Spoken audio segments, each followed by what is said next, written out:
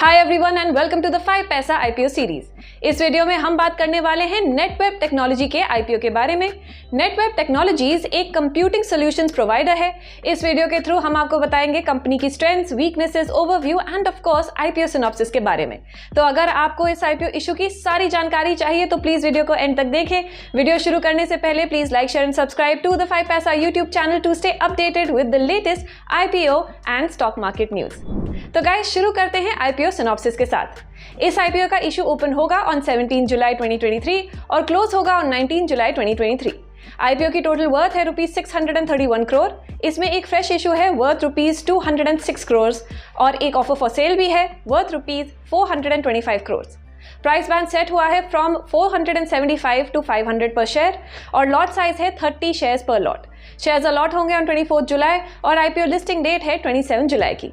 एक्विरिस Capital Private Limited and IFL Securities Limited issue के book running lead managers भी हैं। Issue के objectives की बात करें तो इसके प्रोसीड्स इस प्रकार से यूज होंगे। तकरीबन 22 करोड़ डेट रिपेमेंट के लिए यूज होंगे, 32 करोड़ कैपिटल रिक्वायरमेंट्स के लिए यूज होंगे और 128 crore rupees long term working capital requirements के लिए यूज होंगे। अब इस सेक्शन में हम कंपनी की फंक्शनिंग पर फोकस करेंगे। जैसे कि मैंने पहले मेंशन किया है, नेटवेब टेक्नोलॉजीज अपने क्लाइंट्स को high end computing solutions provide करती है।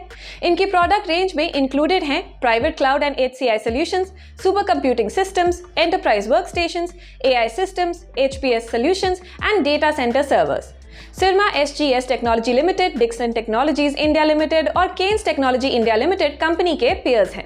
इंडिया की हाई परफॉर्मेंस कंप्यूटिंग मार्केट के बारे में बात करें तो FY22 में इस इंडस्ट्री की वर्थ $492.9 मिलियन की थी और ये एस्टिमेटेड है कि FY 2029 तक ये $918.6 मिलियन तक पहुंच जाएगी at a CAGR growth of 9.3%। ये नेटवेब और उसके कंपेटिटर्स को बहुत अच्छी अपॉर्चुनिटीज प्रोवाइड करता है। सेकेंडली, 5G का रोल आउट और गवर्नमेंट के मेक इन इंडिया इनिशिएटिव्स इस इंडस्ट्री के लिए बेनिफिशियल साबित हो सकता है। In addition to this, company Indian government के डिजिटल इंडिया इनिशिएटिव को भी लेवरेज कर सकती है। बात करते हैं फाइनेंशियल्स के बारे में। The revenue from operations was reported at 4,449.72 million rupees in FY23 against 2,470.33 million rupees in FY22 and 1,427.87 million rupees in FY21, up by 80.12% in 1 year and 211.62% in 2 years.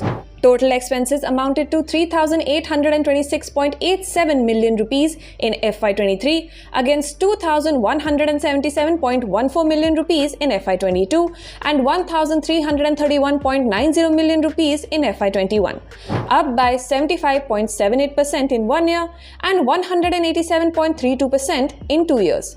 PAT was marked at 469.36 million rupees in FY23 against 224.53 million rupees in FY22 and 82.30 million rupees in FY21, up by 109.06% in 1 year and 470.30% in 2 years. Total assets for FY23 were reported at 2,659.50 million rupees against 1,486.06 million in FY22 and 1,101.95 million rupees in FY21, up by 78.96% in 1 year and 141.36% in 2 years.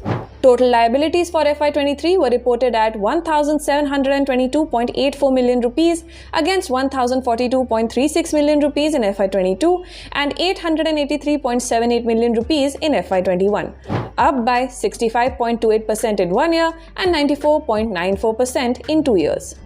Her company की कुछ strengths और weaknesses तो होती ही हैं। इस section में हम पहले स्ट्रेंथ्स की बात करेंगे। कंपनी डिफरेंट इंडस्ट्रीज को सॉल्यूशंस प्रोवाइड करती है, जैसे कि BFSI, IT and entertainment. Company research institutions and government entities को भी कंप्यूटिंग सर्विसेज प्रोवाइड करती है। Netweb technologies globally top 500 super computer manufacturing companies में रैंक करती है। Netweb government of India's IIT hardware PLI scheme के अंडर ओरिजिनल इक्विपमेंट मैन्युफैक्चरर में से एक है और telecom and networking PLI scheme के लिए भी एलिजिबल है। इनका क्लाइंट बेस सिर्फ इंडिया में ही नहीं बल्कि यूरोप, मिडिल ईस्ट और अफ्रीका में भी है। अगर रिस्क की बात करें तो कंपनी रेवेन्यू के लिए अपने टॉप 10 क्लाइंट्स पर डिपेंडेंट है और कंपनी के रेवेन्यू का लार्ज शेयर भी गवर्नमेंट और गवर्नमेंट टेंडर्स से आता है। अगर कंपनी इन टेंडर्स के लिए बिड नहीं कर पाई तो ये प्रॉफिटेबिलिटी को अफेक्ट कर सकता है। कंपनी का ऑपरेटिंग एक्टिविटीज का कैश फ्लो पिछले कुछ सालों में नेगेटिव रहा है और इनकी वर्किंग कैपिटल रिक्वायरमेंट्स भी हाई हैं। एंड लास्टली, कंपनी एक हाईली कंपेटिटिव इंडस्ट्री में ऑपरेट करती है। तो चलिए, मेरी तरफ से फिलहाल इतना ही। अगर आप इस आईपीओ के लिए अप्लाई करने वाले हैं तो हमें कमेंट सेक्शन में जरूर बताएं। मैं मिलूंगी आपको नेक्स्ट वीडियो में। सी यू सून।